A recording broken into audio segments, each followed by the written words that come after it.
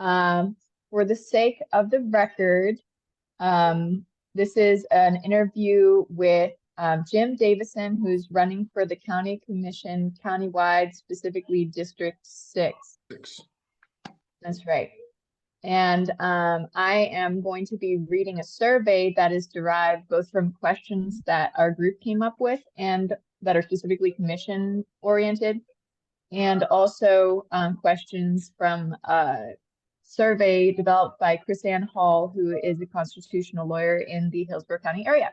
So I'm just going to go ahead and get started here. First question is, who is your campaign manager? Me. Good answer. Do you have any political consultants? Oh, I have several. I mean, Jamie Aguilara, a bunch of friends, my daughter who ran my last campaign, my wife, family members. Cool.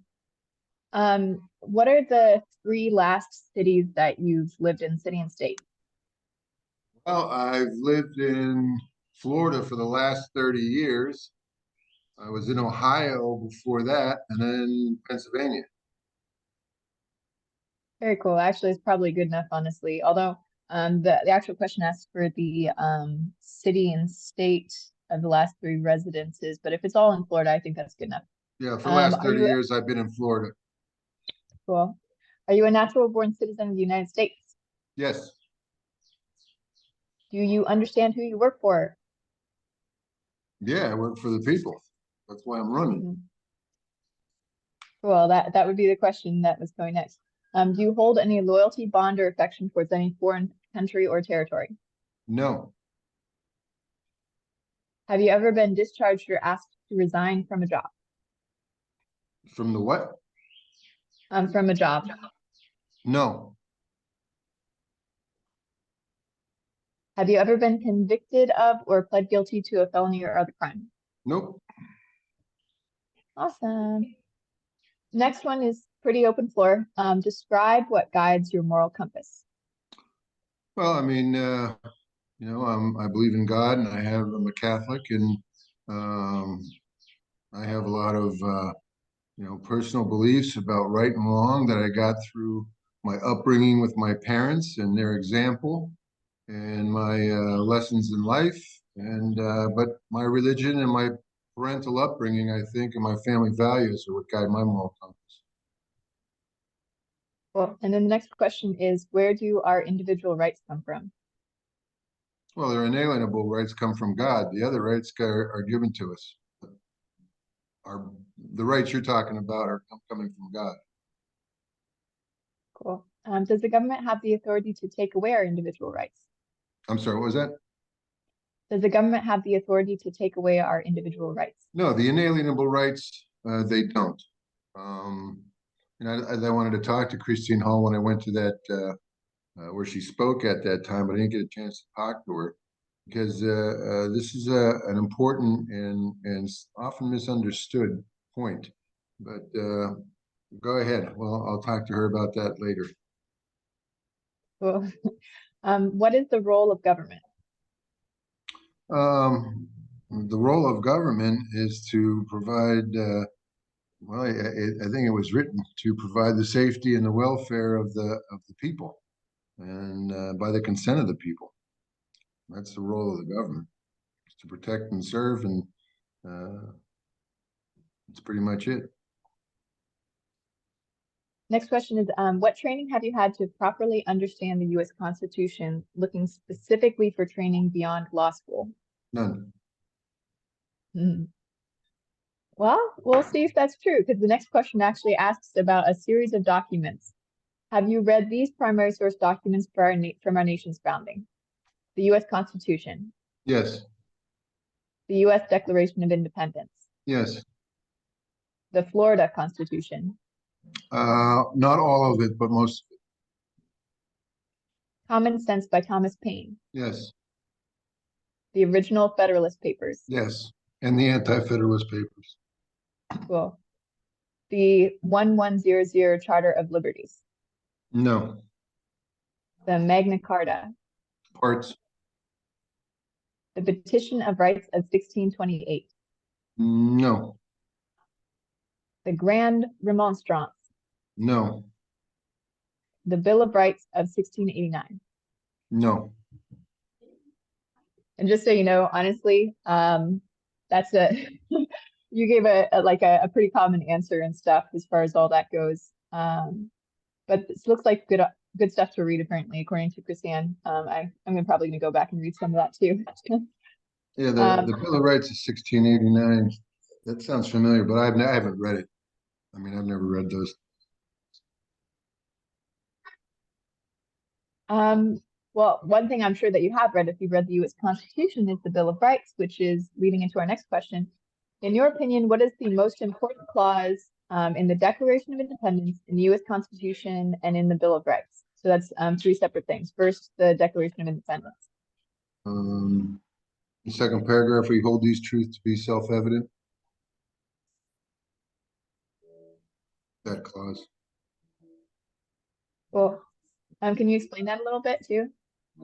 Yeah, we hold these truths to be self-evident. Let me do my best, Joe Biden. I mean, I haven't memorized it.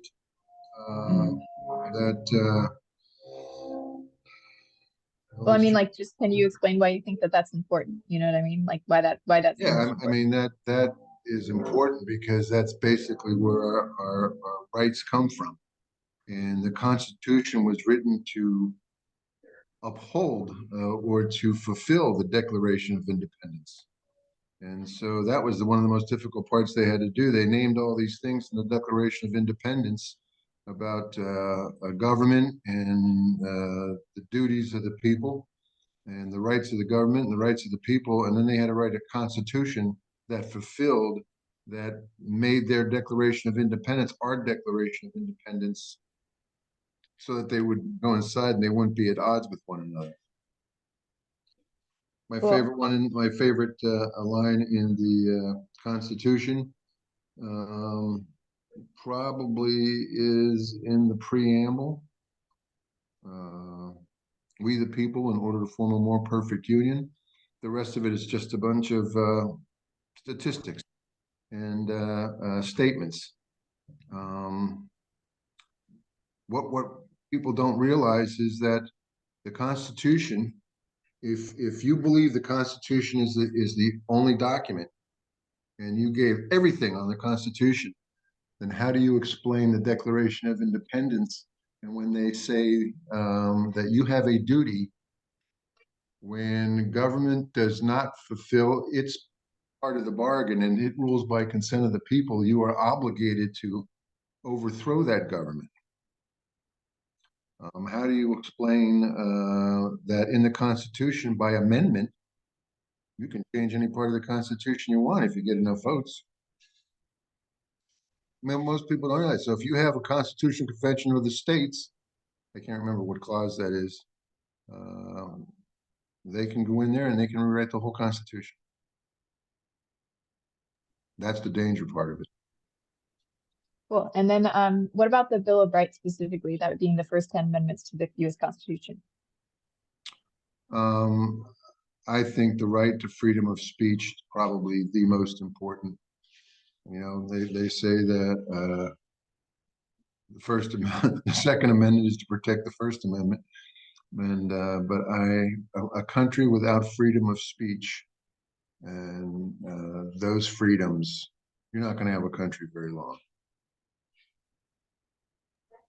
Cool. And then the next question is, many believe the U.S. Constitution is a living, breathing document. What is your view and why? I don't think it's a living, breathing document. I think there are things that happen today because technology has delivered those situations today that weren't covered in the Constitution. Sexting, you know, those kind of things. Technology has added things that they've had to find a place in the Constitution to look to enforce. Is it a living, breathing, and it changes with the times? I really don't subscribe to that. But you know, if you believe in the Constitution and you believe in the Supreme Court, and the Supreme Court is the highest court in the land, then, you know, they're not always right, as we always know, and their decisions can evolve, as they say. But, you know, a wrong decision isn't a reason to overthrow the government of the United States. Cool. And then the next question is, what will be your primary duty and obligation to the U.S. and Florida constitutions and the people who hire you? Well, my first duty is to the people of Hillsborough County. And they're the ones, under the guise that we all live under the United States Constitution and we all live under the Florida Constitution. So I don't have any rights that aren't given to me by those two documents. And so I just can't go around making up my own rules. I'm a firm believer in that, and I take an oath to that if I'm fortunate enough to get elected, and I take those oaths very seriously, just like I did when I got married. Cool. Next one is name and describe 3 primary principles from the U.S. Constitution that will guide you as our representative.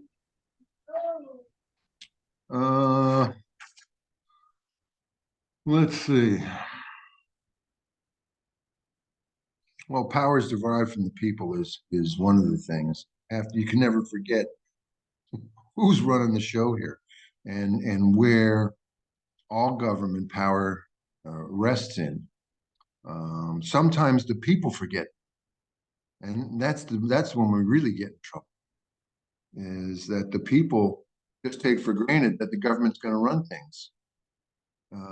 There is a duty imparted by having that power, not to the government, but to the people. And so, you know, what do you do when the people don't live up to their duty? But power is derived from the people, and that's probably the number one. Limited government, I think that's, you know, a big one. No one, I certainly wouldn't want to live in, I mean, you wouldn't want to work for an employer that was tyrannical. You certainly don't want to have a government that's tyrannical. You want to have a government that does as little as possible and gives you as much freedom, that provides a safe, and economical, and fulfilling, so that you can live your life and raise your family to the best of your ability. Individual rights, you know, that are enumerated in the Bill of Rights, they're all important. But like I said, are those inalienable rights? If they were, how come they were put in the Constitution? You know, that's the problem I have with that. And those rights can be taken away by a government that's elected. They can change the first 10 amendments. Remember, the Constitution originally didn't contain those amendments. They were added at a later date. And so they're not written in stone like the 10 Commandments. Those are things that we live by because we've all agreed to abide by them. At least we should have. I have. And sometimes it's hard to live up to those amendments and to your duties. So those are probably the 3 big things for me. Limited power, that the power is derived from the people, and the amendments. Cool. And then I'm just gonna to point out to just quickly on the way by for the people who might be listening that the first 10 amendments were actually placed alongside the Constitution as one of the conditions that allowed the people to accept the Constitution. So it's Right. it was actually added at the same time as the Constitution was more or less approved by all the states. Yeah, it was to help it get ratified. Cool. The next question is, what is your understanding of state sovereignty? State sovereignty is, well, it's not the same as a sovereign state. Okay, state sovereignty and a sovereign state are not synonymous. State sovereignty is where the states hold rights onto themselves in a multi-democratic republic and aren't held by the federal government. Sovereign state has the ability to print money, wage war, make treaties. The United States is a sovereign state. Florida is not a sovereign state. It is a state with sovereignty.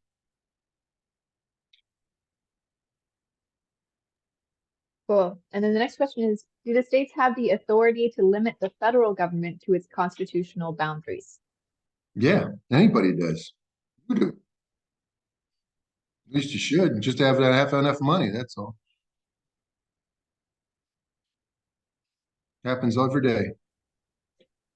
The next question is, do the counties have the authority to limit the state and federal governments to their constitutional boundaries?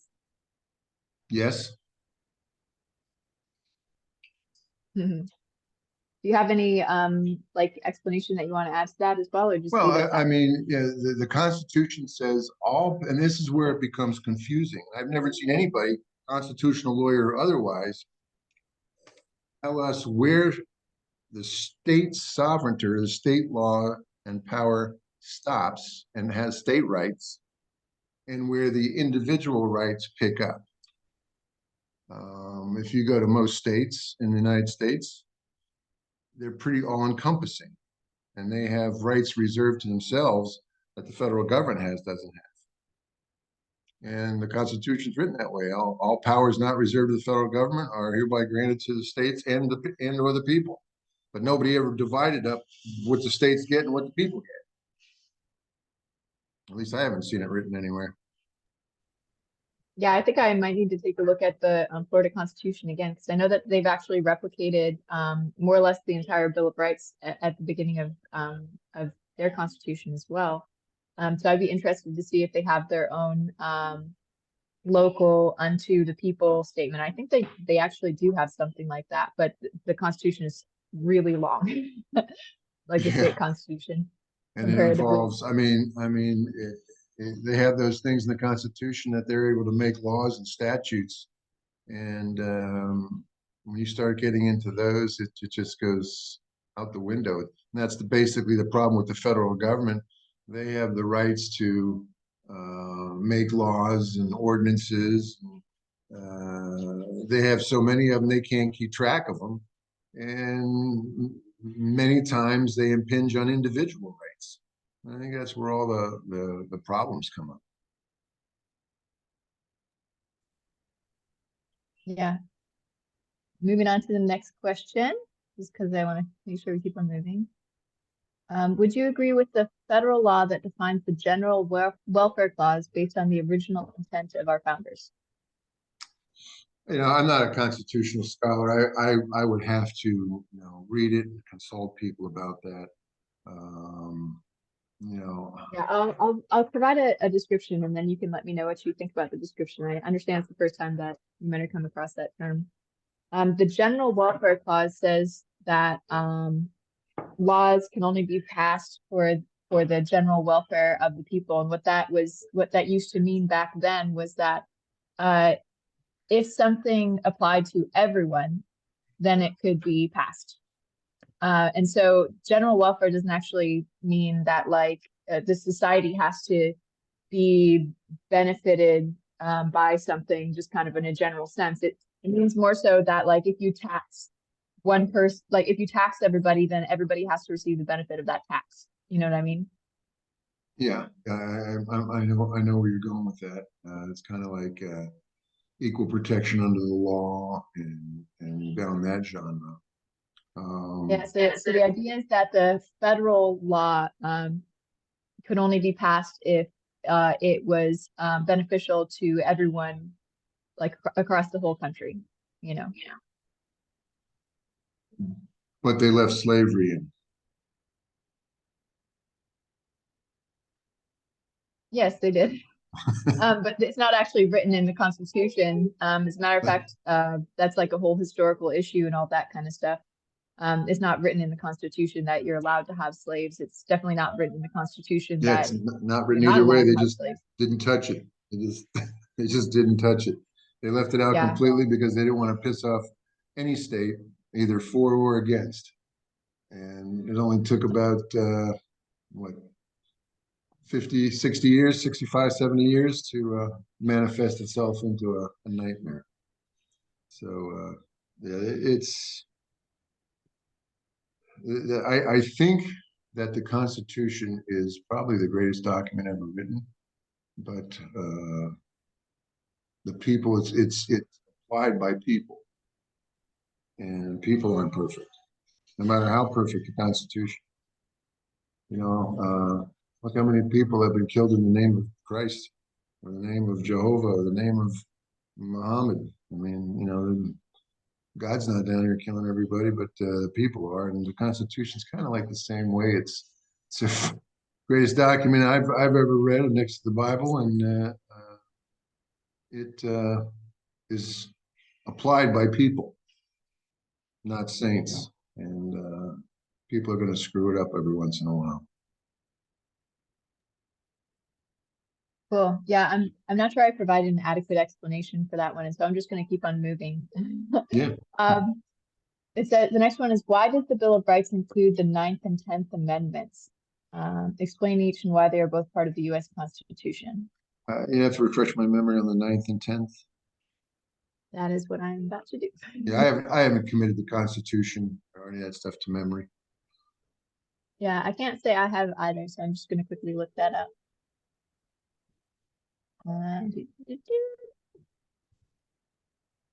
Okay, here we go. Isn't the 9th something to do with the rights that aren't reserved from the states, or aren't reserved to the federal government? The enumeration in the Constitution of certain rights shall not be construed to deny or disparage others retained by the people. Right. They just never tell us all those rights are. That's would have been nice if they had a computer in those days and they could put them all in. Mm-hmm. And it says the powers not delegated to the United States by the Constitution nor prohibited by it to the states are reserved to the states respectively or to the people. Right, and that's where they really start to come into problems, because the states can be as tyrannical as the federal government, and they have on occasion.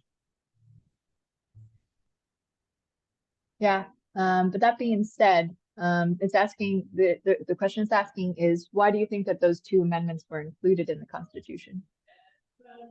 Well, I think the one is they wanted to limit federal government. They wanted to limit the powers. I mean, they were deathly afraid of the tyranny that they had to live under, and they didn't want it repeated. And the enumeration clause defines that, limits that power of the overall federal government. And the states were deathly afraid of being consumed by the federal government. They were going to lose some of their rights.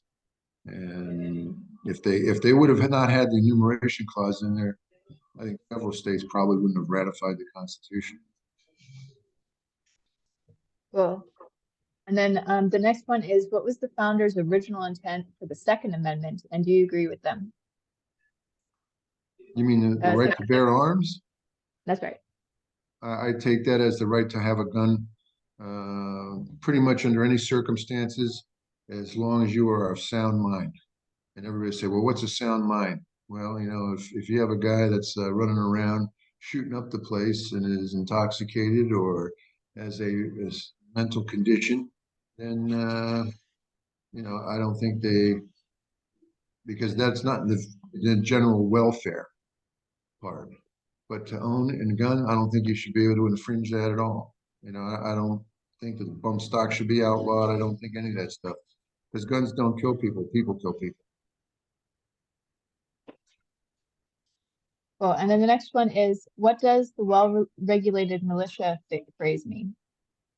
I think a well-regulated militia, that was all done by the states before they voted to have the Navy and the Army in peacetime, and they had to have militias to protect people in the frontiers.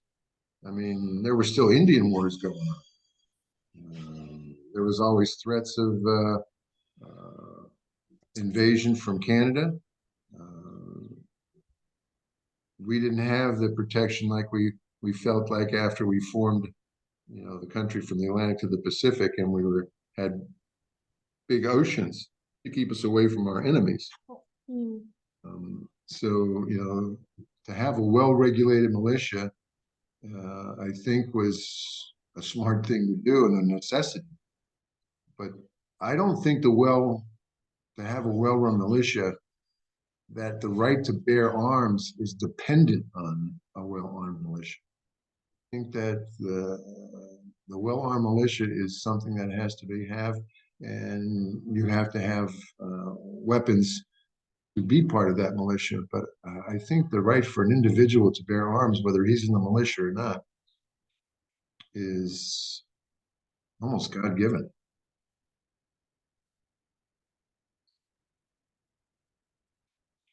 Cool. And then the next question is, what does shall not be infringed mean? Well, it's the difference between may and shall.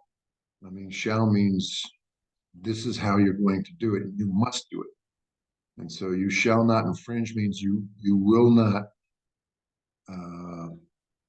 prevent, or you will not deny, or you will not ban or revoke.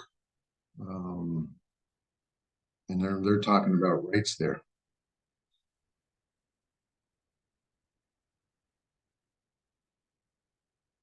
That's the difference between may and shall.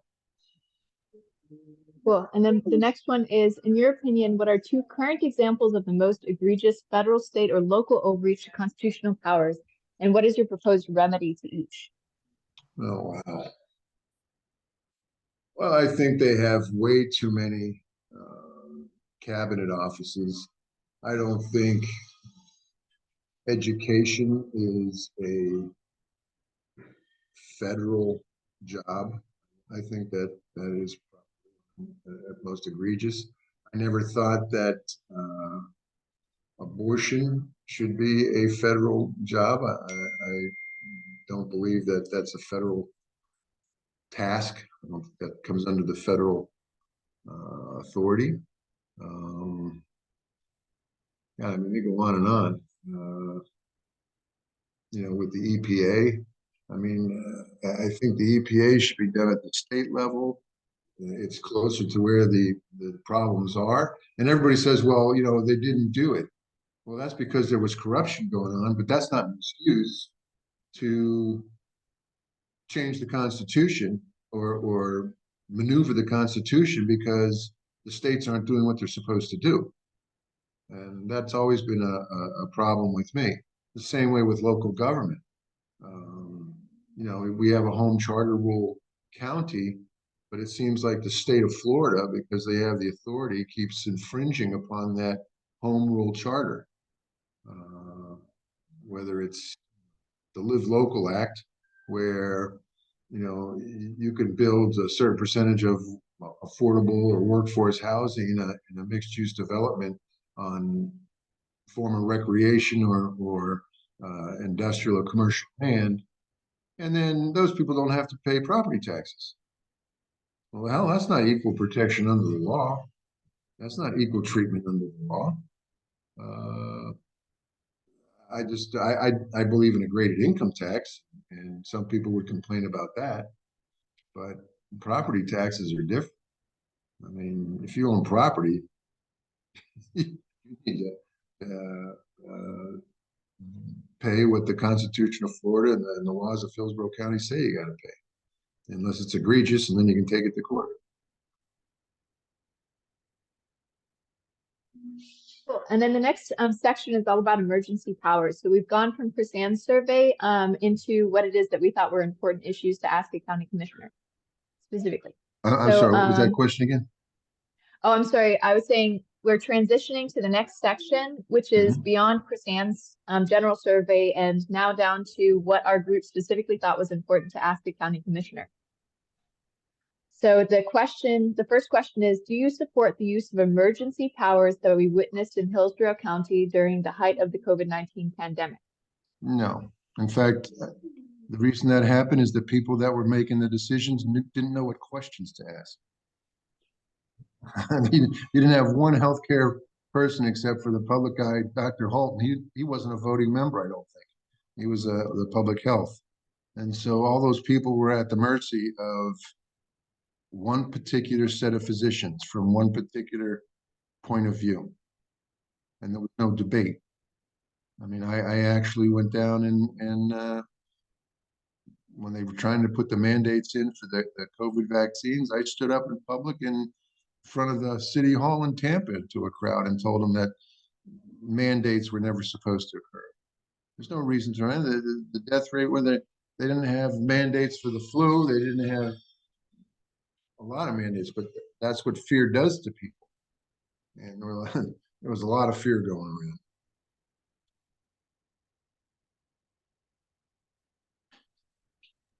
Yeah, am I remembering correctly, actually? Are you professionally a doctor? Yeah, I was a board certified internist that only ever did emergency medicine. I did Okay. that for over 30 years, and then I practiced in Iowa, local times. I'd fly out, work a couple of days, and fly back. I've worked all over Florida, from the Marathon and the Keys to multiple hospitals in Hillsborough County, Crystal River, Pasco County, so Hernando County. I was the medical director at Sun City Rescue, at the Sun City Hospital down at South Bay Hospital for 11 years. Very cool. The next question is, do you strongly oppose vaccine mandates for Hillsborough residents, businesses, and county employees? I just told you that I spoke out publicly against it when it wasn't fashionable to do so. And you didn't see too many doctors saying, no, don't mandate vaccines. But I knew better because I was working with COVID patients every day. And I didn't run away. Some doctors wouldn't even see somebody with a runny nose. I tested over 10,000 people with COVID. Cool. The next question, same ilk and stuff. So please just bear with us because this is such a big issue and everything that it's probably bound to be on our survey for a while. Do you strongly oppose mask mandates for Hillsborough residents, businesses, and county employees? Yeah, I mean, that's what I'm talking about. The people didn't understand, and they didn't understand why they did it. One of the reasons those people did that stuff is they don't have any weapons. They don't have an armamentarium of pills or procedures that they can do, and so they're kind of stuck with gowns and gloves and face masks and masks. That's all they got. And so whenever they have a problem, they whip them out. But in an aerosolized place like that, I don't think the masks mandates changed a whole lot of things. And they just Cool. Another destroyed a question. whole bunch of, I mean, they impacted the young and caused a great deal of anxiety. I remember going for a walk in my own neighborhood, people walking, going off the sidewalk to walk around somebody going down the way. And I'm sitting there going, this is insane. They even said you could get it in a park. Give me a break. You can get mugged a whole lot higher than you can get COVID. Yeah. Another question I had was, do you strongly oppose mandatory closure of businesses during public health emergency? Well, yeah, public health emergency is that covers a lot of territory. You know, would you close businesses after a hurricane to protect it from looters? Would you close businesses? I'll give you a perfect example during the history of this country. They had yellow fever in the South here, way before they learned how to do control with mosquito control. And the death rate for that was almost 10 times what it was for the COVID. And They not only closed businesses, but they had, if you crossed the parish line, you were shot. That's pretty drastic. But that's where they were in that day and age, not knowing everything they needed to know. Am I for closing down businesses and stuff? No, no, not for something like the flu or something like COVID.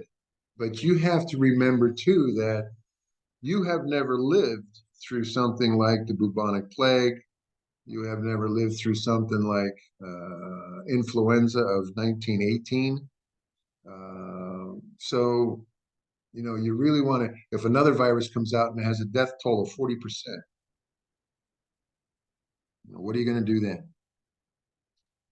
So you Yeah, really have to. That's definitely my question for you, actually, honestly, because that's a valid question. I mean, if you do say that under those circumstances, the government should have the authority to mandatorily close businesses, what you are saying is that um, everyone who relies on their business for their income should be mandatorily dependent on public funds during that period of time, because that's the only other alternative. Well, I mean, anybody that has their business open during a period of 40% death rate, I don't think you're going to have to worry about it because there'll be no government anyway. You can't even imagine what a 40% death rate looks like. It would make war. It would make Fallujah and Gaza look like a picnic. I mean, can you imagine 40% of the people in this town? You're talking about in Hillsborough County, 700,000 people dying. You wouldn't even be able to bury them all. You'd have to burn them. And that can happen and has happened in past history. So it's for what COVID was, and that's what everybody referenced about. It's going to take them decades to rectify the mistakes they made during COVID, closing the businesses, closing the beaches, closing the parks. That was the most ridiculous thing I ever heard of. I didn't obey. I, I went to the park with it, and I was working, and but I was only seeing. I mean, there were days where I'd see 40 patients, 50 patients, 100 patients, and they'd all be there for COVID testing. That's all I did for days on end. Yeah, and it is historically significant to note that, sorry about that, my baby's playing in the background.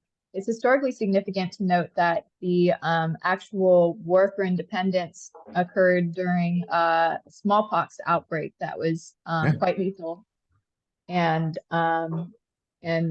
it could be said that the people didn't have the authority and they didn't have the tools to shut everything down. But it could also be said that they felt like that wasn't actually an appropriate way to deal with the health emergency that they were under as well. Yeah, a lot of people don't know that one of the leading causes for the end of World War I was influenza. Both sides had it both so bad. Almost half the soldiers were sick with influenza. They couldn't mount an offensive or defense if they wanted to.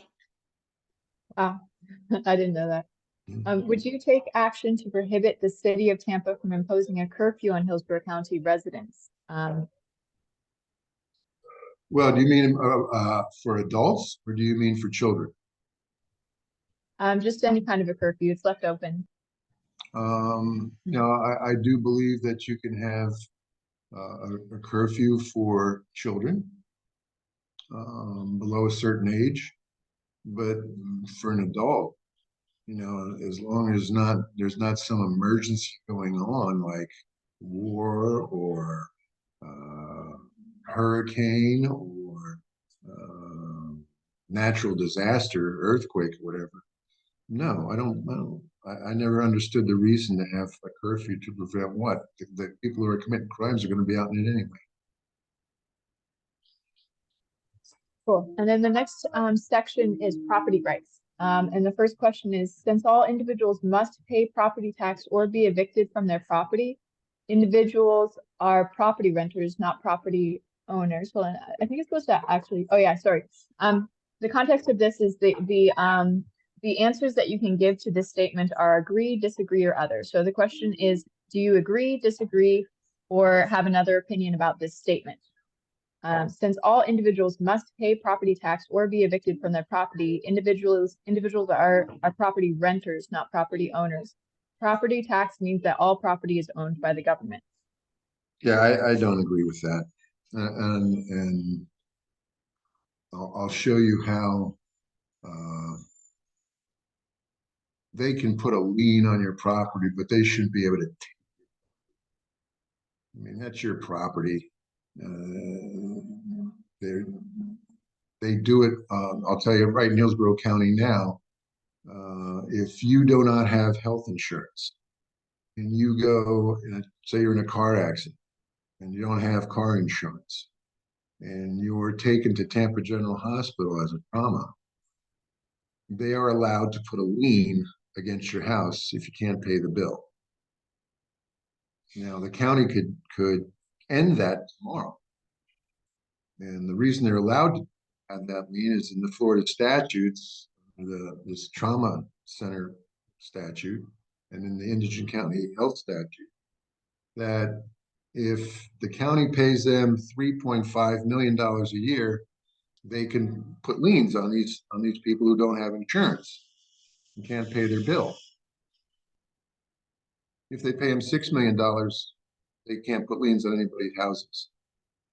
Today, there's over almost a $400 million reserve in the county healthcare fund. It's like times what the annual budget is. It would be like Hillsborough County having a reserve of $10 billion. And why they don't pay the $6 million to Tampa General so people's property aren't at risk for just not being able to pay their medical bill in the middle of a trauma is beyond me. So to answer your question, no, I don't like the idea of being able to take someone's property for lack of paying their taxes. There's other ways to do it. Yeah, and that's specifically a property tax too. I believe that if you don't pay your property tax, then they can take away your house. I mean, it's ridiculous. There's so many things that we could talk about, just property tax and how it's abused, and it's really funny. I'll give you an example. The tax collector he gets a certain percentage of all the taxes that are collected. But if his budget, which is set by the state of Florida, not Hillsborough County or not by the tax collector, if he collects more money than the state's budget that they allocated him, he has to give it back, but he doesn't give it back to the people they took it from. They give it to the government, and they keep it. Tell me that's fair. Yeah, so then the next question actually leads off of that whole prompt. The next question has like a number of different answers that you can give to a prompt. It begins with property taxes should be, and then the choices are raised, lowered, abolished, or other. Lowered. I know they can be lowered. I don't believe that taxing is theft. I mean, government has to have a militia. The state has to have militia. The city has to have cops, and they have to pay for that. And notoriously, they chose property because poor people didn't own property, so it was the property owners that paid, just like it was the property owners who could vote at the beginning. And so historically, it just spilled down from there. But I don't believe that raising property is the answer. In fact, my whole purpose for running is what happened today at the BOCC when they didn't have to. Okay, there was no reason for them to pass an ordinance on the November 24 election because it doesn't run out until after the 2026 election. And they didn't have all the information, and they didn't have any innovative strategies to make the lives of the people in Hillsborough County. And those sales taxes, one of the reasons they passed it up in Tallahassee was so that you could decrease property taxes, because you would have the sales tax money doing what property taxes was supposed to. And what do? They passed sales taxes, and they never decreased your property taxes. Some places in Florida have, but not here. And so I told them that, you know, I'm not going to vote for that CIT tax that's going to be on the ballot in November, and I hope you don't either. Cool. And then the next question is, do you support imposing restrictions on property tax increases of long-term owned homes instead of taxing based on new appraisal value? Well, there is the Save Our Home. So if you are a homestead and it's your home, the problem comes in with renters.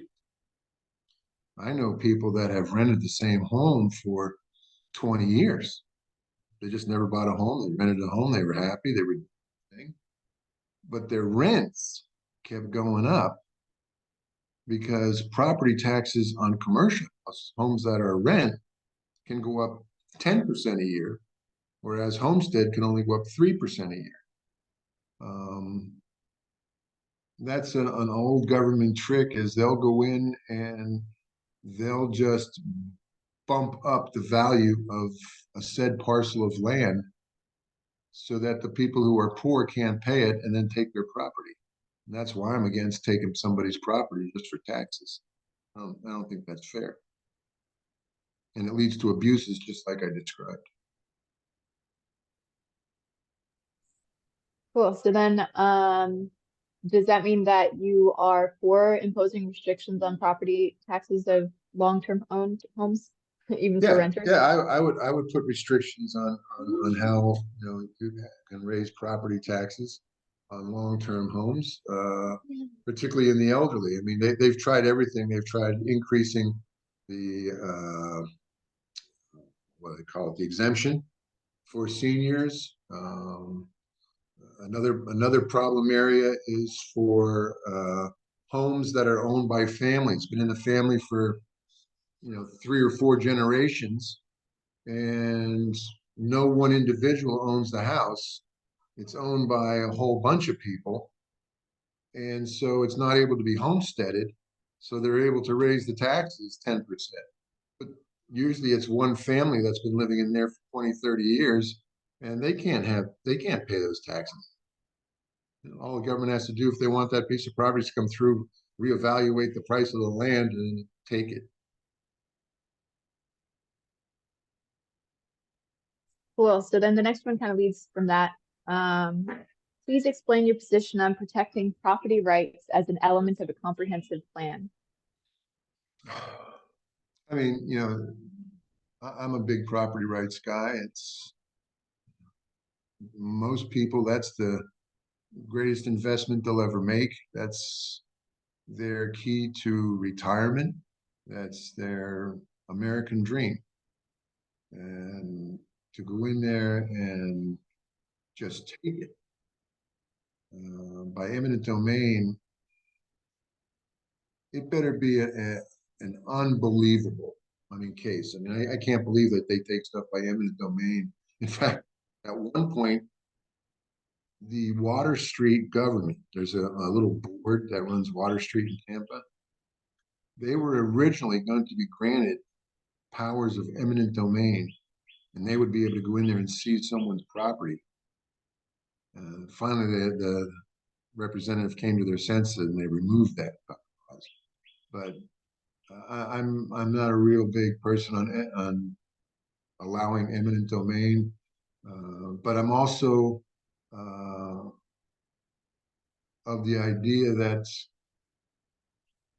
you're not allowed to conduct yourself or your property to the endangerment of other people, whether it's driving a car while intoxicated or inebriated, whether it's having explosives in a residential area.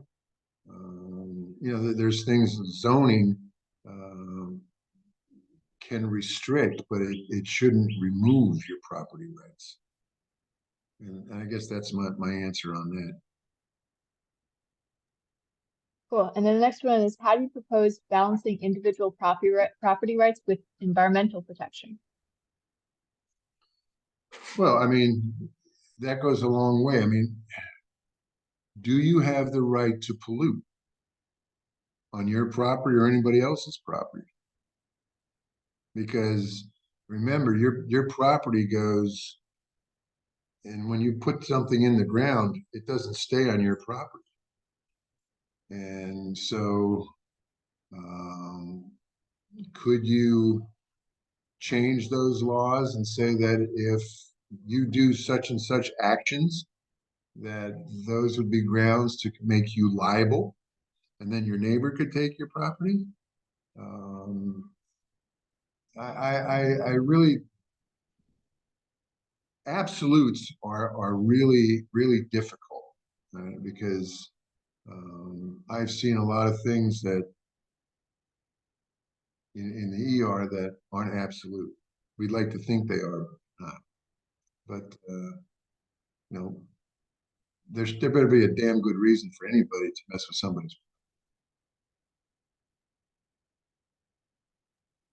Cool. And then what are your thoughts on impact fees? Is there anything you think should be reviewed or changed? Well, that comes back to the thing. Do you think that uh, growth should pay for itself? Um, that is two-dimensional thinking. I certainly don't think developers should be getting corporate welfare. I think that they should be paying their fair share of all the infrastructure that needs to be done. I don't like the formula they currently have for impact fees in Hillsborough County. We have impact fees for fire and schools and I think libraries, parks, but the transportation impact fees were done away with, and we now have mobility fees, which are like impact fees in that they have to meet a constitutionality test. Yeah, but they can be spent on a whole pile of other things, which I really don't like. You know, you're building a 1,000 home, single home subdivision in the suburbs. I don't see why they'd be able to take that money and put a train station somewhere in the zone. And I think there's like 10 zones in Hillsborough County. So the way they have the whole thing set up just makes it conducive, making people dissatisfied with what's going on. And so they need to reform that stuff. Impact fees are actually part of the house. And do you own a home? I don't own a home. I'm too poor for that. Yeah, hopefully we'll someday. But what a lot of people don't know is impact fees and mobility fees are incorporated into the price of the house. So that when you pay that impact fee or mobility fee and you take a mortgage out, you're actually mortgaging your impact fee. You're paying interest on your impact fee. Not only that, but there's a thing called elasticity in the market, which is a formula that takes a look at is the impact fee or mobility fee suppressing the market, and if it's too high or too low, they have to change it, and they're supposed to measure it every year. But what happens is that over time, so you mortgage that impact fee, and that's the cost of the house. But as time goes on, that house becomes part of the general market in the area. So my house here in Hunters Green is now part of the general market in the New Tampa area, in a division like this. And there's a lot of golf communities out here and suburbans. So the homes that were built out here before I built my house actually benefit from the impact fee that I had to pay to the city of Tampa, because the increasing price of my house is transferred over through the marketplace and increases the value of their house. So it's not a black and white issue. And actually, when you levy impact fees and mobility fees, you're supposed to reduce property tax to accommodate for you also pay property taxes on those impact fees because it's part of the price of the house. So you're not only paying the impact fee or the mobility fee, but you're paying property taxes on those fees. So they're double dipping you. I don't think that's a good idea. Cool. And then the next section just has two questions. It's budgeting. It says, do you support or oppose an external third party conducting a thorough budget review to find ways of reducing spending? I'm going to demand it. They're getting control of the budget. Getting control of the budget at the local level is a lot of, if you don't control the budget, there's nothing you can do. And right now in this county and in the city, the mayor has control of the budget, not the city council. In the county administrator has control of the budget. There's a misnomer that the Board of County Commissioners put the budget together. They don't. They pass the budget. They don't put it together. Cool. And then next one is, do you believe the county should use more approved vendors to encourage competition among private companies to reduce costs? Yeah, not only that, but I think you should privatize as many services in government as you possibly can. I mean, that's the idea of making government smaller, cheaper. And so you want to privatize so you get that competition in the private area, the private market, to slow down the rate of growth of those services and get the cheapest services and the best quality of services. So it's all the above. Cool. And then the next section is economic development. The first question is, what are your thoughts on allocating tax dollars to economic development? I don't like it, and you know, you're dealing with a real problem, and the problem is it's kind of like weapons of war and technology. You know, AI is probably a dangerous thing, and we all want to put curbing on it and do all this. But if your enemies are using it and weaponizing it, if you want to survive, you don't have much of a choice. And so once governments, and this is where the state should have stepped in. The trouble is the state was doing the same damn thing. Once you allowed one area, one county, one city, one state to have corporate welfare like that under the guise of bringing jobs, well, you just made it a big competition. And so the other states had to get involved. Personally, I would like to see a constitutional amendment that says you can't do that. You know, if you're going to go capitalism, go capitalism. But corporate welfare is not capitalism. Cool. And then the next question is, do you believe rent control should be imposed on landlords to make housing more affordable? No, it hasn't anywhere they've had it. You know, they've had rent controls in all the cities, San Francisco, and they really don't do anything. They're kind of like a band-aid over price control. You're too young to remember price controls. But in 1970 or 71, I can't remember, it was Richard Nixon, the price controls on everything in the United States. The government said you can't raise your prices. And That was pretty wild. It didn't last long because it didn't work, and neither do we. But it makes everybody feel good because it's an emotional issue. And we need a little less emotion and a little more data and realism. The next question is, should the county fund affordable housing? Well, you know, they've been doing affordable housing since this country was built. Um, you know what the Louisiana Purchase is and all the lands the United States conquered by right of conquest, destiny, whatever you want to call it. So the federal government owned a great deal of land and divided it up into territories.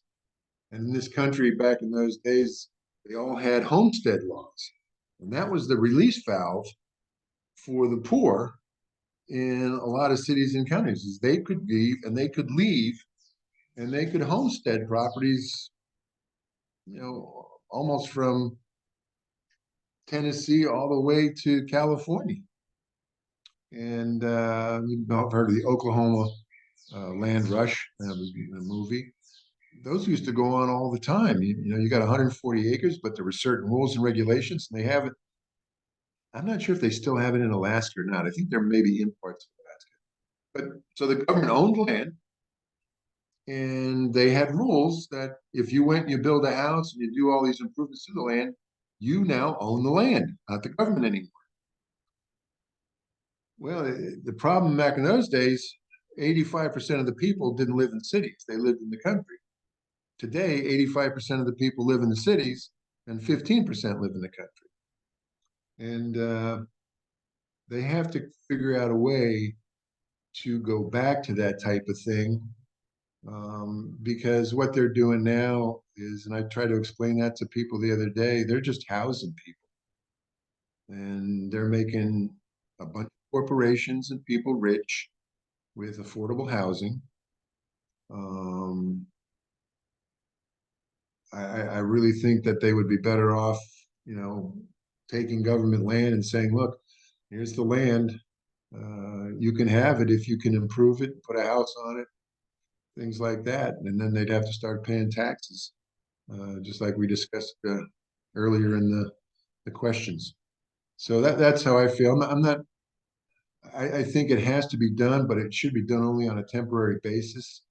Our veterans, I mean, it's a shame that all this stuff happens, particularly to the veterans, because a lot of it, as you know, is due to alcoholism, drug addiction, mental illness, much of it brought on by their time in the service. And for the government not to step up and find a solution to that problem. And I'll tell you else who's to blame is the rich. They don't have to. I mean, there's nothing in the Constitution that says the rich have to step up and help solve the problem. But I think you asked me at the beginning where I get my moral and ethical values from. And you have people out there that have so much money they're actually doing more damage than good with it. And they should be the ones. I mean, I'll give you an example. Tunnels to towers, big famous thing. Celebrities galore pushing for the $11 a month donations. The rich in this country could end that tomorrow. They have so much money in their philanthropy agents. They just won't do it. They just won't do it. And so, we have to change society a little bit to get back to those ethics, moral principles that you have. So that's the way I feel.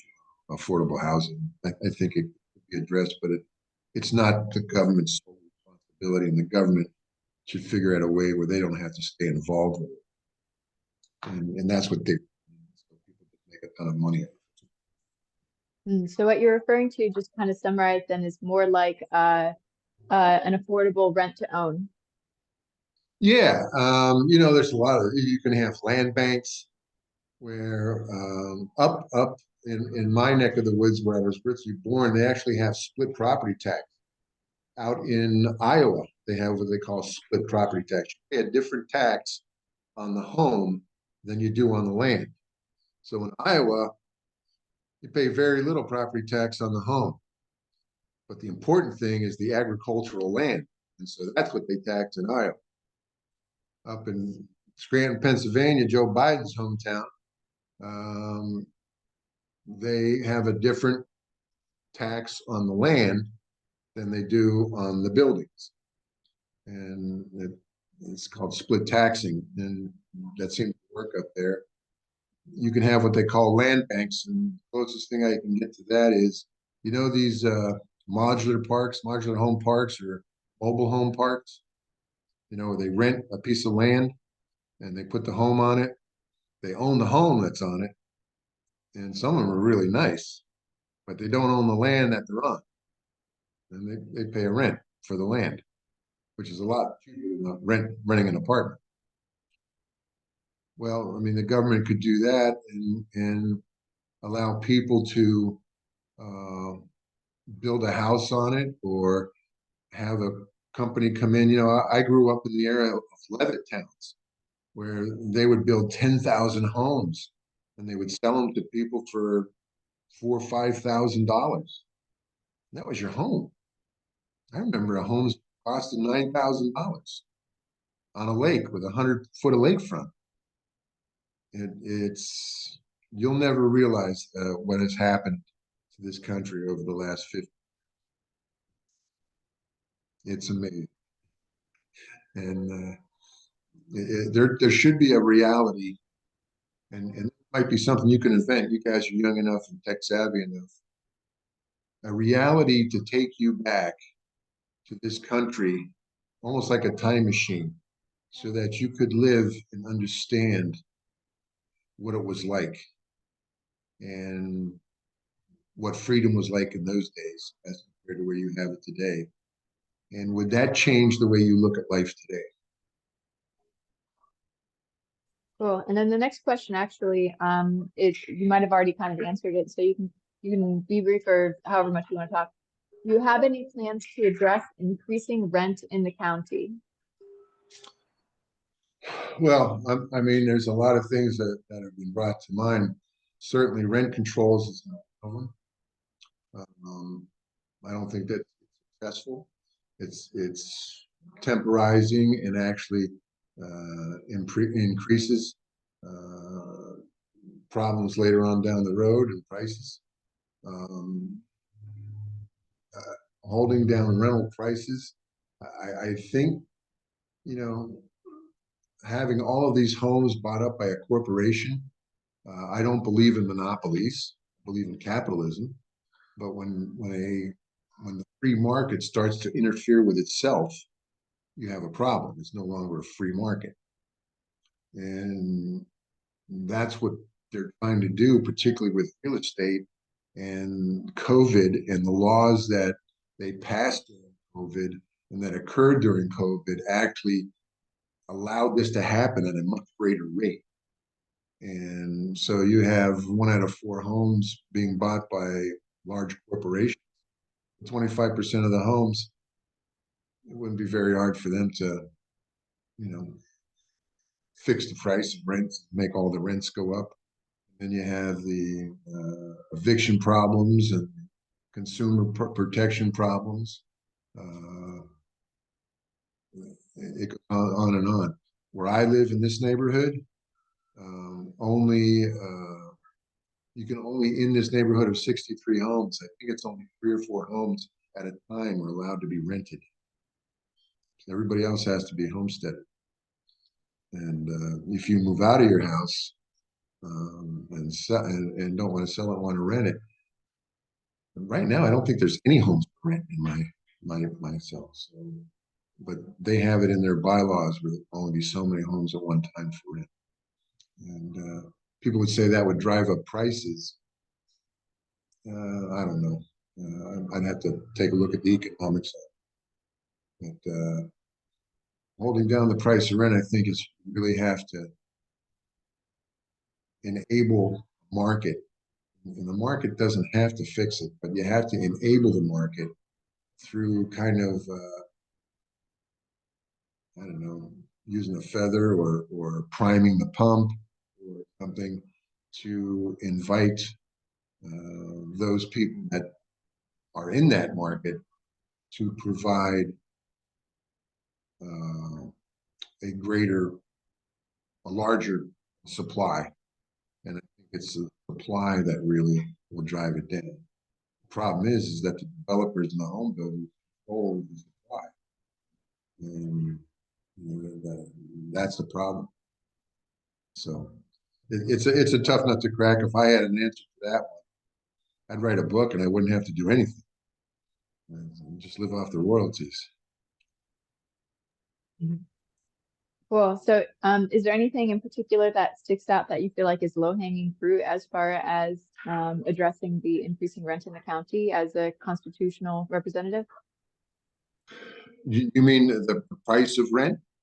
The high cost of rent? Yeah, like as like a representative, a county commissioner officer, do you think that there's anything that's clearly wrong that needs to change that would make it so housing was more affordable? Well, I mean, all the fees and property taxes county charges don't help with the rent.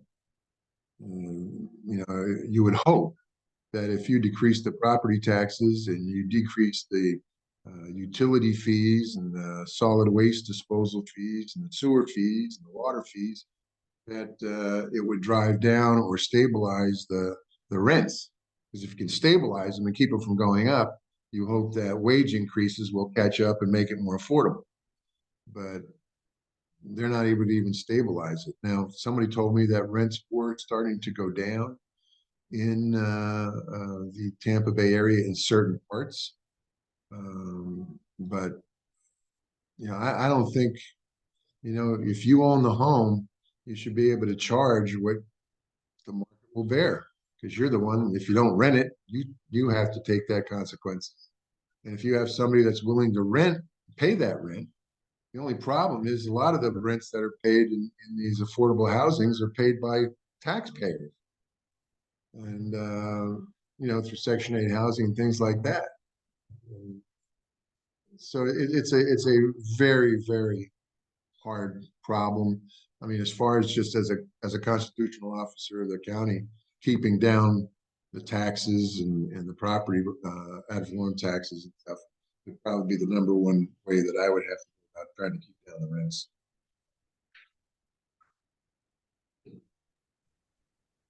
Cool. Sorry, I put on my camera for a second. Next question about tax increases. Do you support additional taxes for infrastructure? No. In fact, that's what I was doing down at the CIT today. They don't have to increase your taxes. I've proved it on several occasions. I was responsible for getting over $800 million into a 10-year transportation policy, and your taxes didn't go up a penny.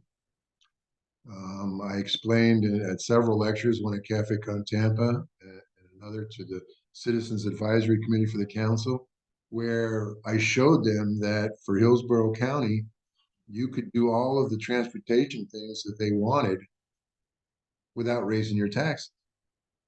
And today, we have had the CIT tax that's been at 0.5% for 28 years. They levied it every year. Well, and it all went to capital projects because it has to go to capital projects by law. Can't spend it on anything else. Well, at 0.5%, the infrastructure isn't the greatest. And the sales taxes, like I said, are supposed to be there to help you decrease taxes. So if they just would have taken a pause, like I said, they could have increased the revenue that they brought into that by 50%, over $4 billion. And that would give them $4 more billion to fix the infrastructure, which would decrease a lot of the needs for the property taxes and fees going up. And they just didn't want to take the time. And that's a tough one to swallow. I mean, I gave it to them on a platter, and they just couldn't resist getting that tax because somebody wants to bond it really quick. Yeah, So, that's a great question for you, honestly. And one of the things I appreciate so much about all the talks that you've given the county is how you've demonstrated that they don't actually need additional taxes. yeah, I was going to ask, how will you ensure tax revenues are spent on what they're intended to be spent on? I mean, that's just, you have to follow, you have to understand what the rules are. You have to, to tell you the truth, the whole culture down at the county has to change from the employees and having this culture of government growth from the sheriff's department to the fire department to all departments, that they have to find a better way, and they have to start to have the belief that the more they can reduce the size of government, the better their chances are of getting pay raises and benefits. And it's not, that isn't the culture at the county government. They really need to change the entire mission statement and the entire purpose. I had an idea of having a citizens budget committee to get control of the budget. They've had it in several other counties in the state, and it's worked very well. And everybody says, oh, we don't need another committee. They don't listen to the committees anyway. Well, this one would be a little bit different. The budget is arranged in the, there's nobody watching them put the budget together, and there's no civilian input. There's no, the BOCC may or may not have input into certain departments, but they certainly don't put the budget together. And so they get the budget presented to them in July, and they have to pass it by September. And the budget be, 600 pages long. And the way they present the budget to the Board of County Commissioners here is not really a budget, it's a marketing tool to tell everybody what a great job they're doing. How, in fact, did you know in the Hillsborough County budget, they don't call the pay raises, they call them merit increases. So everybody gets a merit increase. And when they look at the departments, it's all to make the departments look like they're terrific. With a citizen budget committee, those department heads would be going before the committee, and it would be televised, and they would have to justify to that committee why they need personnel increase or wage increases or capital improvement increases. And that way the county commissioners could actually get a report every week on what the Citizens Budget Committee did. In some counties, the chairman of that budget committee is the county administrator. So there's no place for them to hide. And it's all on TV. It's all done in the sunshine. I think they did that in St. Lucie County, and they rolled back the millage rate almost a full mill. It was like 0.78 or something like that, which is a lot of money. And that's, if you could lower my taxes a mill, I'd love you. Cool. And then the next question was, do you support the 1% tax increase on Hillsborough County residents proposed by the county commission? Which tax increase was that? The 1% tax increase. You mean sales tax? It was like they just put it on as like a 1% tax increase, and I think that they were referring to it for transportation purposes. I Oh, can pull up no. an article. I was one of the people that, I mean, I was a board member for Fix Our Roads First and No Tax for Tracks. And we have been very successful in, I mean, I've beaten sales taxes for transportation since 1999 when I was appointed to the committee in 99 by Tampa City Council. And I helped defeat it in 2010. I helped defeat Go Hillsborough in 2016, in 2015. Helped defeat it passed, but the Supreme Court helped that it was unconstitutional. And when they put it back on the ballot, we were involved in the ballot lawsuit that got it taken off the ballot for a while and then put back on by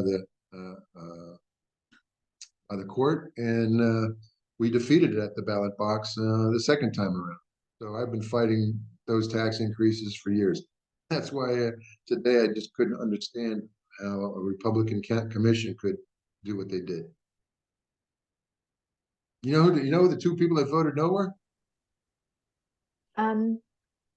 Unfortunately, I'm horrible at proper pronouns, but I do kind of know the people. Like It was Ken Hagan and Pat Kemp. So the two most experienced members of the Hillsborough County Commission voted no. And the least experienced all voted yes on the tax. It's like, give me a break. So the next category, I'm sorry. Go ahead.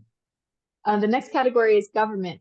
And it asks, do you believe a limit should be imposed on how much land can be owned by the county government for conservation purposes?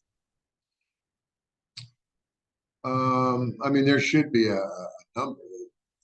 I mean, all land isn't environmentally needed to be protected.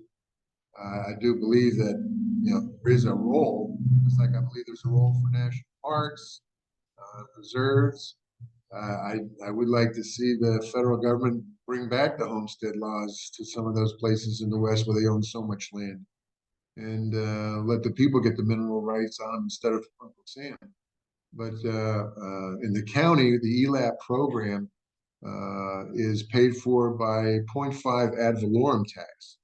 That's paid for by property tax. And I support the ELAP program. I would probably not want to see, you really have to take it parcel by parcel. And I'm hoping that someday, I'll give you an example, in about 12 to 15 years, the urban surface area where 85% of the people live in Hillsborough County is going to be built out. That means any more development there, they either have to go up vertically, they have to do redevelopment or fill in. Well, there's not going to be any more land to save except what they've already saved at that point. And I don't think that they need to continually infinitum forever having the ELAP program exist. There will come a time when that has to be looked at again and modified or improved or discontinued. So that's where I sit on that. I mean, my big thing, climate change is a big thing, and I'm not a big. I know that climate is changing. It's always been changing. I know man has lent itself to increasing the rate of that change. It was already getting warmer, just getting warmer a little bit faster. But pollution is a much bigger problem than it's credit for. Sometimes I think they invented the climate change thing to hide the pollution problem. Back when I was growing up, it was pollution. When I was in my teens and a little bit younger, they thought we may be headed for another ice age, and that was a big population bomb. It's going to be too many people. I think Paul Ehrlich said that we can't support more than 5 billion people on this planet, and so that was going on, but pollution was a big thing, and that's how the EPA really got started. It wasn't on climate change. It was on pollution, and now it's more involved with environmentally sensitive lands and climate change. And pollution just seems to have gone by the wayside. So well, I actually have another question that's kind of related to, because you just mentioned like a federal organization. Do you support the federal government owning land in Hillsborough County for conservation purposes? No, I think that they should divest them. I mean, think about it. Why would the federal government, with all the problems they have already, need to associate themselves with land in Hillsborough County? It doesn't make any sense. So, there's no purpose outside of the military air base in McDill. They're really, unless they have a military reason for owning that land or some type of national security reason for owning that land, they should just divest it to the state or the county. And we're talking about things that are no brainers, but somebody gets a bug up their ass in Washington, and this stuff just keeps going on. So no, I Yeah, don't that think. that actually leads into the next question too. Okay. Do you believe Hillsborough County should manage the water along our coast as opposed to the federal government, which actually the federal government manages all the coastline in the United States? Yeah, I think that goes back to the discussions of the Navy and the Coast Guard. I have to go back and research that question. I don't see a problem with the federal government managing the nautical areas of the coast. The way it's working though is they're becoming more of a hindrance than they are a help. And what happens is, and nobody wants to talk about this, whenever the federal government does something and they do it for a long time, people forget how to do it on their own. So you have the federal government's doing all of this thing from education to energy to all kinds of stuff. The states don't even know how to do that anymore, let alone the counties.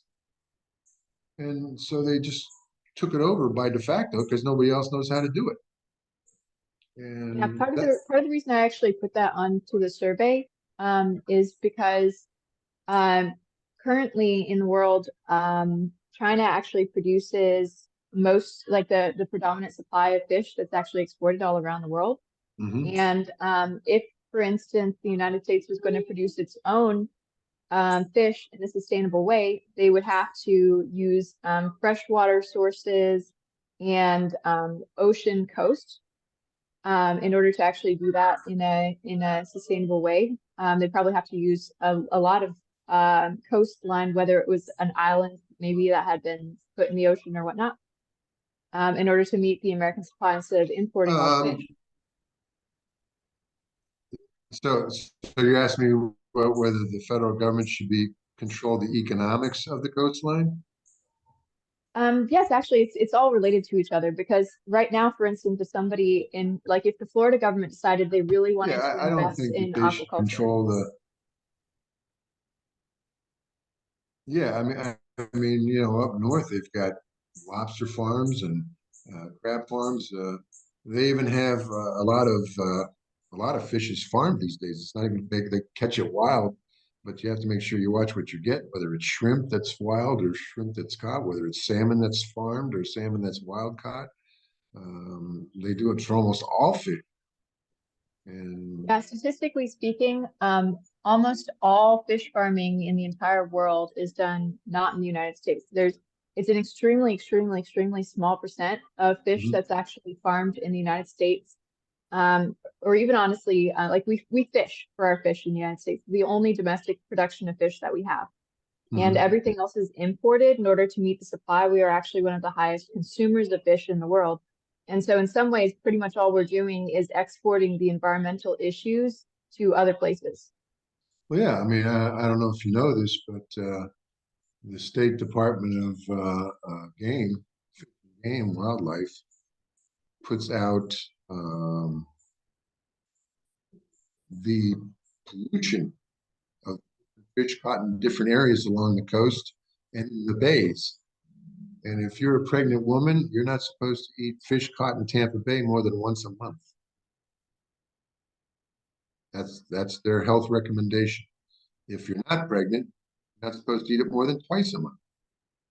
And that's a damn shame that you can't eat fish out of your own bay more than twice a month, or you're going to be injuring your health. And I've they just do that to make people buy the imported fish, the fish that they catch and grow at the farms. I don't know. That's I haven't thought enough about that to really make an intelligent judgment. But I do know that what they're doing ain't working, and it's people are getting more and more disgusted with what's going on, and I'm one of them. And we have to change what we're doing, and because if we don't, it's not pretty. Cool. Yeah. And then I'm going to skip a couple questions just because I think you already answered them along the way pretty thoroughly. The next one, though, we haven't talked about, and it says, what's your opinion on requiring public disclosure for the hiring of friends or family? No, I mean, hiring, you mean having like a member of the family working for the Hillsborough County government and their parent or aunt is the county administrator or the director of such and such department or board of county commissioner.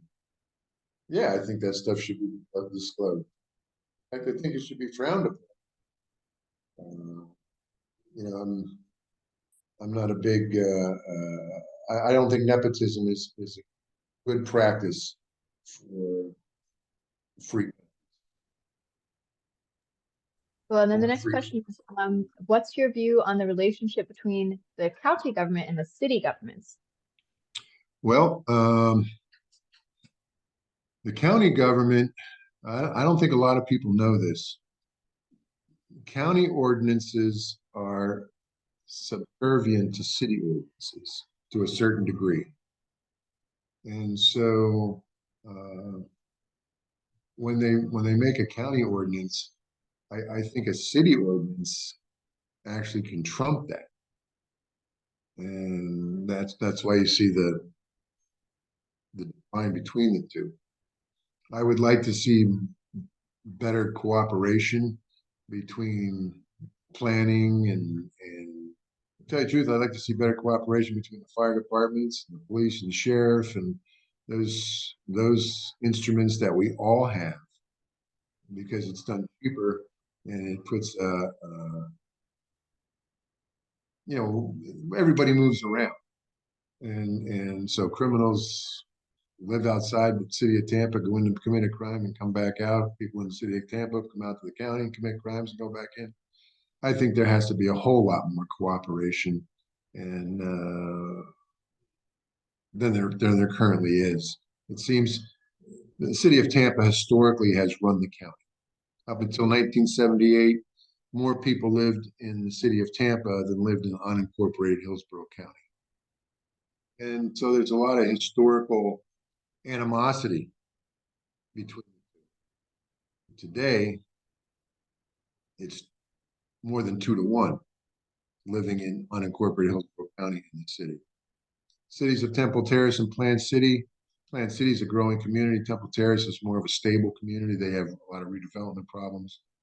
But there has to be more cooperation between the governments, particularly since when it's going to benefit all the citizens.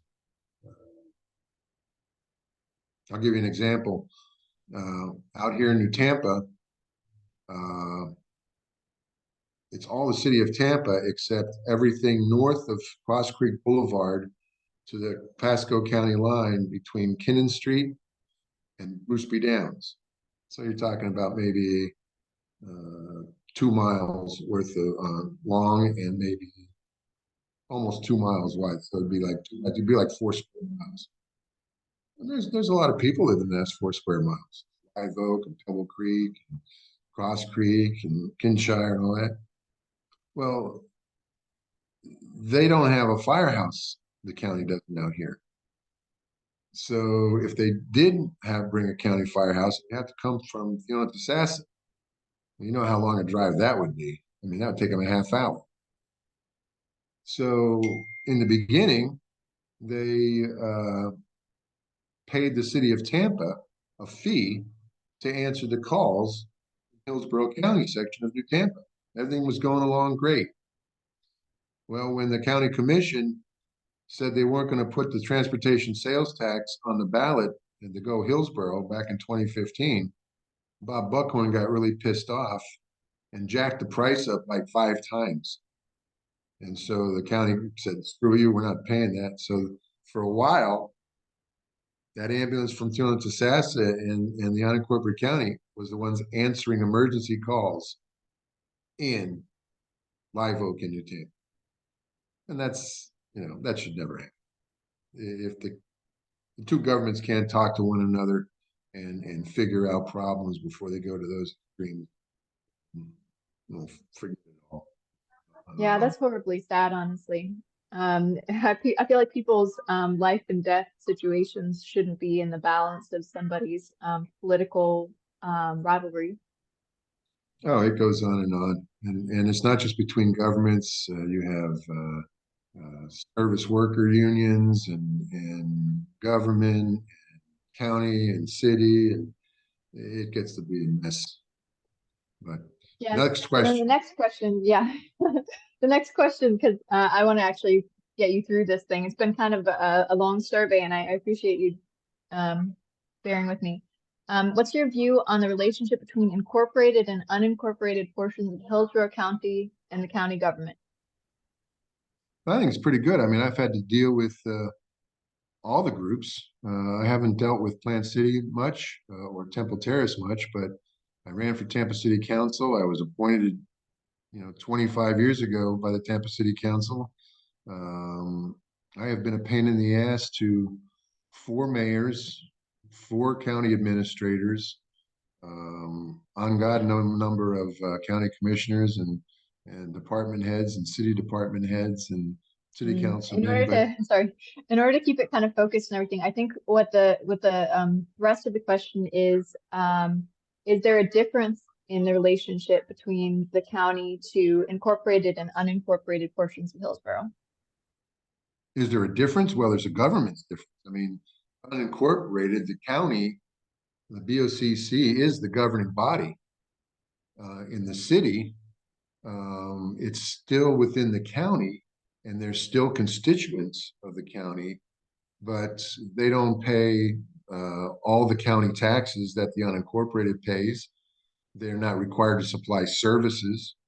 They're put there by the municipalities themselves.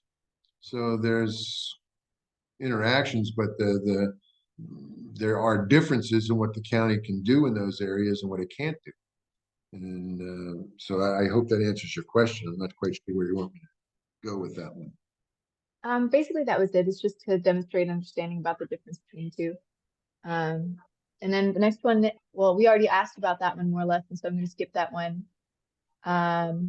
This one is, do you support taxing the unincorporated areas of Hillsborough County for transportation within the incorporated Hillsborough County cities? No, I'm one of the leading people that fought against it. I was the one that came up and showed people that in the last sales tax, almost 60, it talked about everybody was going to get their share. The taxes were going to get distributed out, and they said, "Oh, Hillsborough County is going to get 50." I think it was 70% of 54% of the tax, and they were going to get millions and billions of dollars. But when you looked at the whole tax, and you saw how it was divided up, and where that money was going to be spent, almost 60% of the money that was going to be collected in the 1-cent sales tax was going to be spent within the boundaries of the city of Tampa. And they only have about 25%, roughly 25% of the population. And they were going to get 60% of the dough. And that's not fair. And people really took umbrage with that. Yeah, that would be against the general welfare, I think. Okay. Yeah, slightly. Do you believe the county administrator's salary should be decreased from $300,000 to be more in line with the salary of equivalent positions in private industry? Definitely. I can't believe, I mean, I've known, like I said, 4 county administrators, and none of them made anywhere near what this county administrator is working. And they always try to use, well, this county with this population is paying their person this much. Well, the fact that they made a mistake doesn't mean we have to make the same one. And I have seen 2 county administrators fired, Pat Bean and Kleeman. And so I think that is something that really needs to be looked at. The county administrator has so much power that's undelegated but assumed by the way the office is conducted. And she can manipulate, or he can manipulate the commission just the way it is. That's why there was a big call to have an elected county administrator. And if they elected the county administrator, I know for a fact that they wouldn't be 330. The mayor of Well, Tampa. we're gonna keep on we're gonna keep on moving, so I don't have to keep you forever. What's your opinion on mandating a term limit for commissioners in Hillsborough County for all districts, so an individual can only serve as a commissioner in Hillsborough County for a certain number of terms? Yeah, I was a big fan of the legislation that was supposed to be passed that would fix this problem.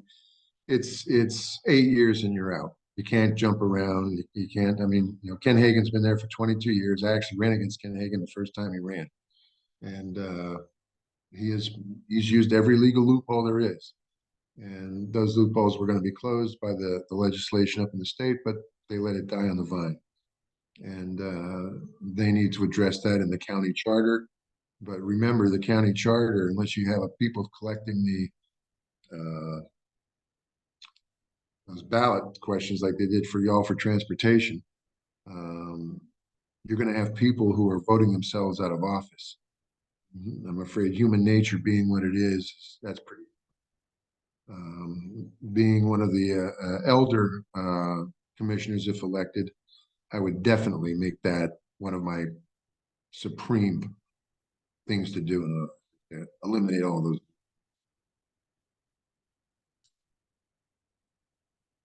Cool. Next question, septic and sewer. Do you support legislation requiring forced sewer in Hillsborough County? If you live in the urban service area, I would say yes. If you live out in the on service area, I don't see why you have to mandate to get in. And I say that because of the pollution question that I had. People don't realize that you can pollute, especially in Florida, how water can get down into the aquifer and pollute the aquifer. So I would really like to see it done within the service area where that service is available. I wish they wouldn't charge so many fees, and that's why I would think that the CIT tax should be spent to lessen those fees. Outside of the urban service area, I've got no problem with a septic tank. I grew up on a house out at Harvey's Lake that didn't have central sewers.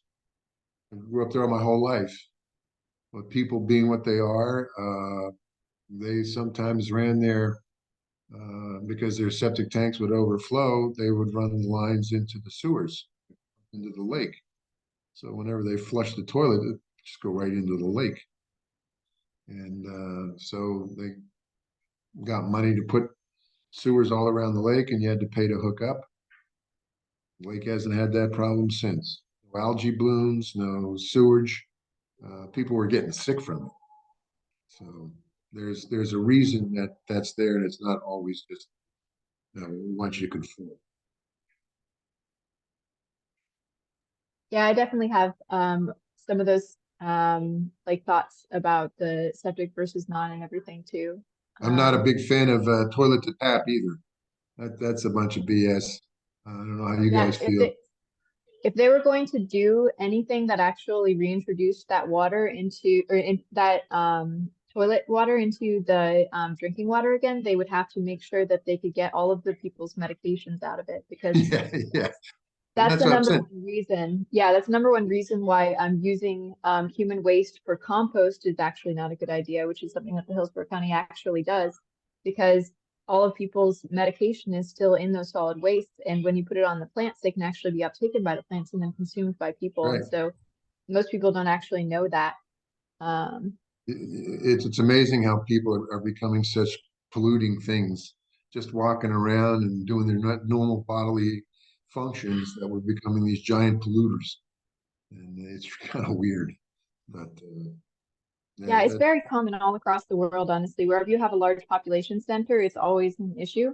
yeah. I think it does need to be dealt with and everything, but I do think that they're not dealing with it right now properly, which means that they should not be reusing that in people's water. I just read an They would have article. to have a very robust policy for that. Yeah, they just had new technology they're putting in for the Tampa Bay water, to remove the particles that exist forever out of the water, and because that was becoming a problem. The organic chemicals that they get in there, and they just last forever. And they're trying to have new technology to remove those particles now out of water, so our water quality should go up. Cool. And then let's see. I think we are very close to the end at this point. So we have privacy and due process. Do you believe funds should be allocated to law enforcement or for advanced surveillance technologies such as drones, facial recognition, etc.? Facial recognition. I think that you can go overboard. Um, stop and frisk in New York City is what turned around the murder rate and a lot of the crime in New York City. But when you start flying drones around to look at people and have facial recognition, I think the odds are, I mean, you can abuse search, stop, and frisk, and it was sometimes, but the police and the laws and the fire department, that's like the immune system of society. And so, like any immune system, it can get out of whack and cause problems like arthritis or lupus or 1,000 different autoimmune diseases. And that's how I look at the police and the fire, that um, they're never going to be perfect, but you don't want to give them equipment and powers that are going to actually lead to greater and more profound abuses on the general public, because they will. And that's one reason they wrote the Constitution the way it was, is people haven't changed that much from 300, 400, 500 years ago. Human nature.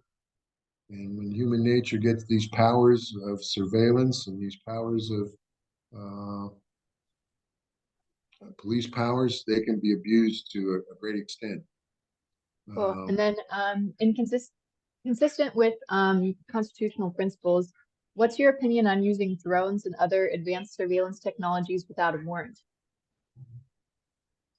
I mean, it depends on what you're looking for. I mean, if they're looking for a lost person, and they're flying over people's property, I don't consider that. But if their purpose is surveillance, and this is what I was getting to, if they use that technology and that equipment for the right reasons, the immune system works really well. But when they start using it for the wrong reasons, like surveillance without a warrant, for just going into a crowd and trying to pick out people, that's a problem. And they can cause more harm than good. And you're going to be giving up more freedom than you realize. They're just having these issues up in Washington now with FISA and all that stuff. Yeah, just to describe actually the Constitution and further technology and how it usually plays out. And it plays out much slower than the development of the technology. But what people have found, for instance, like social media platforms and everything about like free speech, the way that it's played out whenever somebody had a court case was that if somebody said something on social media that would be considered perhaps like a colloquial term on like in person, then they would treat it the same as if they'd said it in person. And so with a lot of these different technologies and everything, I suppose what it sounds like you might be getting at, and you can let me know if you agree, disagree, is that the technologies need to be used consistent with constitutional principles. And so, Yeah, I mean, that's a more yeah. distinct way of putting it. And I was just putting it from a layman's terms of what people feel and think about these things. They certainly don't want them infringing on their rights. I mean, I'm sitting on my back porch now. I don't want a drone flying over my yard, taking a look at what I'm doing now without a warrant. I don't want a helicopter flying over the house and doing this. Um, there has to be limits and that's why they invented ones. Why should they be able to do everything technologically and come into your house and impose on you when they couldn't do it in person? And that's what I was getting at, is that technology allows them to almost hurt those requirements that they would have to have if they were doing it in person. Cool. Yeah, and that's only because the constitutional law hasn't caught up with the technology. But when it does, it definitely would play out that way. I'm just concerned about how fast the technology is advancing And I comparatively. think I mentioned that at the beginning of our conversation about how the technology and the circumstances that are occurring today, the Constitution may have a problem dealing with it because it wasn't incorporated. And so you have to go back to this technology. What would it be done if technology was just another human being doing it instead of a technological device? And that's probably a better way to look at law enforcement and things like that. Cool. The next question is, do you support the use of red light cameras? Red light cameras are everybody's. How can we stop uh, traffic accidents at intersections? Because a lot of them, because somebody goes through a red light or is doing what they're not supposed to be doing, they're intoxicated or whatever. And the feeling is that red lights would stop. Well, they have, but they increased the number of rear end collisions. And so property damage really wasn't that big of a saving. And to tell you the truth, the red lights have become kind of like the Starkey speed traps to produce revenues as opposed to really solving a problem crash. There's other ways to make intersections safer without red light cameras. And I just think it was a novel idea that didn't play. I can tell you right now, in the future, your cars are all going to have connection devices. There won't be any cameras. You won't be able to get in a car without one of these devices in it. It will record you going through red lights. It'll be connected to the red light. And so there won't be any red light. Okay, And, we're gonna keep on and moving. taking it out of your car will be a crime. Yeah, that's kind of a freaky thought in my mind, but Yeah, continuing on. and it's not that Um, far away, darling. Let me tell you, when they talk about this C2C technology they're doing on the Leroy Selman Expressway, that's part of it. yeah, I can see that honestly with like even like self-driving cars and all that kind of stuff. The next question is, what is your opinion on no-knock warrants? And I really have to talk to the police more about. Police safety is one reason they want the no-knock warrants, but there's been multiple cases, and this is the immune system gone bad again, where they've performed no-knock warrants on the wrong house, and somebody got killed. I'm all for protecting the blue, and I certainly don't want to do all that, but maybe they just need more manpower. They wouldn't need so many no-knock warrants. So there's something to be said for that. I kind of, you're sitting in your house, you're watching TV with your wife, and you have a gun, like many people carry a gun and have a gun in the house for protection. And all of a sudden, the door blasts open. And what do you expect is going to happen there? None of it's good. And So I really frown upon no-knock warrants, but the police also have to protect themselves, and there should be manpower regulations and things that they have to perform these things. When they think they need a no-knock warrant, they need to bump up manpower and find a different way. Cool. Somewhat related to that, it says currently the sheriff's office receives 33% of the Hillsborough County tax dollars. Do you believe there should be any changes to the funds allocated to the sheriff's office? I'd have to check that. They don't use 33% of all the taxes. I mean, the sheriff's budget is not over, because that's what the operating expenses for the county, the operating budget is about $4 billion. And 33% of that would be, $1.33 billion. It's not that big. They use 33% of the county-wide ad valorem tax, if I'm not mistaken. I'd have to go back and double check that. So, there isn't a department going, and from the medical examiner to the Board of County Commissioners to the media department, the planning department, and you just name the department that can't be audited and savings found, and innovations done. And the sheriff is no excuse. The crime rate has gone down tremendously from 15, 16 years ago. And I'm not sure how much that has to do with the sheriff's office. It has to do with just the culture. Now, there's been some bumps up in crime over the last few years from when COVID got out, but I think that always has to be reexamined. They should be reexamining budgets for all these people every single year. Well, and then we are down to just the last few questions. You do know, I'm sorry to be interrupted. You do know that the sheriff's budget, he can demand almost anything he wants by state statute. Yeah, I know when we interviewed Josh Russell, he said that the county commission doesn't really have control over that and everything. He has the power in Florida. If he says he needs it, they're supposed to give it. Yeah. Yeah, so cool. Good that you reiterated that for the people watching this later. Okay, so last section, gun rights. Are you in favor of reducing the waiting period to purchase firearms from the county mandated 5-day period, which actually equates to 8 days, to the state minimum of 3 days? No, I mean, having a waiting period for firearms,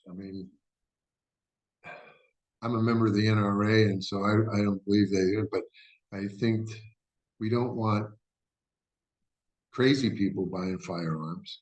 And then you can get into, well, what's crazy and all that. I think people can come to a consensus of what crazy is. You're not going to stop all of this gun violence. There's not a system going that can do that. And so to wait 8 days, no. And the reason it's 8 days is somebody's not doing their job. I think the background checks are done by the Department of Agriculture, if I'm not mistaken, in this state. I believe it is actually managed by the agricultural commissioner's office. Yeah, the Department of Agriculture, and so they're not doing their job if it's taking them 8 days. With modern technology, you can use your Visa card instantaneously everywhere you want. You make one phone call, and it's automated, and you can use it in a billion different places. Perfect efficiency. I definitely think it has less to do with inefficiency and more to do with their desire to make people wait 8 days as opposed to 3 days. And that's what I'm saying. If it's done on purpose, well, that should be looked at and declared unconstitutional. But I don't have a county commissioner can't do that. But the bottom line is they have to find the reason, and then they got to fix it. Cool. And then the next question is, do you support legislation to eliminate restrictions on law-abiding gun owners from carrying a firearm on county government property? Yeah, well, yeah. I mean, if it's a legal right, and there's the arguments that uh, at meetings, I'll tell you this: I don't believe that you have the right to carry a weapon into a government meeting. In other words, you don't have a right to wear a gun at a BOCC meeting. I think that they can make uh, rules that prevent that because those are special circumstances because of emotions and things that would happen that wouldn't happen if you had that rule in place. And you're usually in a protected area where you don't need your gun. And it's kind of like the old place where you had to turn your gun into the marshal's office if you came into town.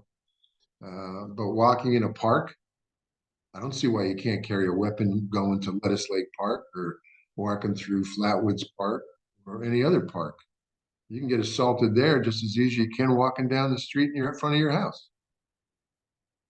So, there's, like I said, nothing's completely black and white, but they always seem to go way too far over the edge to do what they want to do because these people are afraid of guns and they just refuse to believe that it's the people that have them and not the gun itself. Yeah, I do think also when people don't have guns, it ends up being a game of cops and robbers, where essentially the only two people who have guns are the cops and the robbers. Yeah. Well, that's what I'm saying. I mean, you walk into a park, you may feel you need a gun to be safe there. And that's your constitutional right. And they shouldn't be able to infringe upon that. But going into a BOCC meeting or a school board meeting that has, geez, somebody said today that there's maybe 10 or 12 cops around the room protecting everybody to make sure nobody gets physical, let alone have a gun. And that's a different ballgame. But like I said, they always seem to go overboard and they'll say, well, we don't want them in these meetings, so we're just going to make them illegal everywhere. It's like, what are you talking? That's not constitutional. Yeah, the So, last question is, if more power over gun rights was granted to the county commission, what laws would you support and slash or oppose? well, I mean, I'm a Second Amendment rights person. I would certainly want the waiting time for purchasing a gun down. I don't believe that having all of these gun restrictions, with the assault rifle or whether that, I really, that's a bunch of bullshit when they say, oh, it does make a difference. Any person that wants to do one of those crimes, going to figure out a way how. And he's going to get one of those guns that they don't want to sell illegally as opposed to legally. And so it doesn't make any sense. I think it's just a bunch of political posturing. And so people's gun rights have to suffer. And so basically I would really stick to the Second Amendment. I think there are people who shouldn't be. I mean, if you're psychotic, you shouldn't be allowed to have your gun. I think that you should not have that, right? I mean, it's your illness. And just like people who have TB, you realize that even in today's world, that if you have activated TB, it's reported to the health department, and if you are not undergoing treatment, they can actually take you and put you in a place for 9 months until your treatment is completed under the communicable disease laws that they have in the state. And those laws are still on board. But yeah, guns became an issue because people became afraid of them. When I was growing up, my wife, we tell people, they used to have rifle clubs, and we used to bring them on the school bus, and we used to drive to school with our rifles. Can you imagine trying to do that today? Yeah, that is kind of it's a little bit different than people used to think, for sure. Yeah, just a wee bit. And that's what I was talking about, the virtual reality and going back to seeing what life was like there. You guys would see the price of gas and pass out. Yeah, I'd probably, yeah, be overjoyed and stuff. Okay, so then the last thing I guess to do prior to just asking you if you want to do any closing comments and stuff. Um, there's this thing called the Liberty Compact that people who are candidates for the Republican Liberty Caucus, like they're required to sign it if they want to be endorsed and everything. In the case of like a phone interview like this, it would be like you're assenting to abide by the Liberty Compact. And so I'm going to go ahead and read it, and you can let me know if it's something that you can agree. Sure. It says, I pledge that I will work to restore liberty, not restrict it, shrink government, not expand it, reduce taxes, not raise them, abolish programs, not create them, promote the freedom and independence of citizens, not the interference of government in their lives, and observe the limited, enumerated powers of our Constitution, not ignore them. Are you sure that's not the Republican platform? The Republican platform is actually an extremely long document that has been restructured recently. Yeah, I mean, all those things were part of the Republican platform when I was growing up with Barry Goldwater. And I was 11 years old when he was running, 10. And but I remember reading the book on the dock, and a lot of the stuff that you just said was in it. And he had a saying that extremism in defense of liberty is no vice. And I can't remember the other part of it, but I've tried to live by those rules. And like I said, that's how I was brought up. This isn't something I had to invent. And so, Cool. So then for the record, then, would you like to verbally yeah, assent to the Liberty Compact? yeah, you can put my name on that. I Awesome. have told you nothing that I haven't told anybody else, so it's not like I'm hiding anything here. For sure. Cool. All right. So then now, for any of our members who are watching it later, is there anything that you would like to say, just kind of overall about yourself, or just anything that you want to address the members with? Um, I am older than your average candidate for county commission, and I have acquired a great deal of wisdom and problem-solving skills in county government.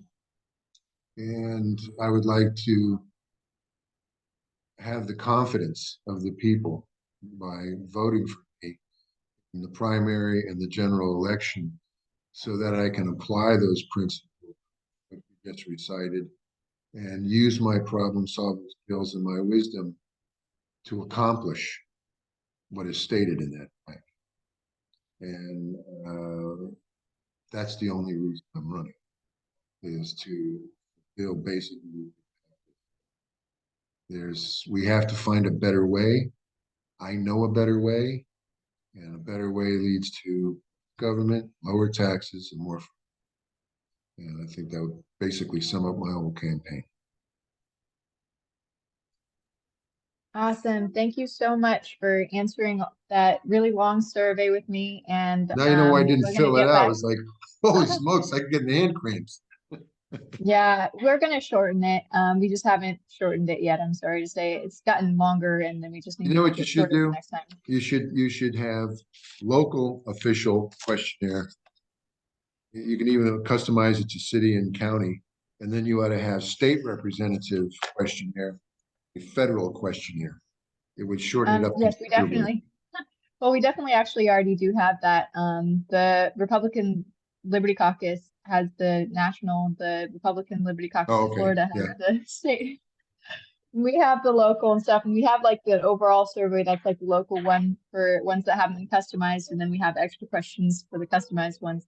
And I think we just need to shorten it up a little bit, maybe combine some questions and stuff so that it's not as much of a slog, but we Well, I just appreciate your 100% time. appreciate. I really do. Yeah. You guys, I mean, I'm sitting here, but you're also sitting here. So it's times out of your life, but we're talking about important things. So it's worth the time.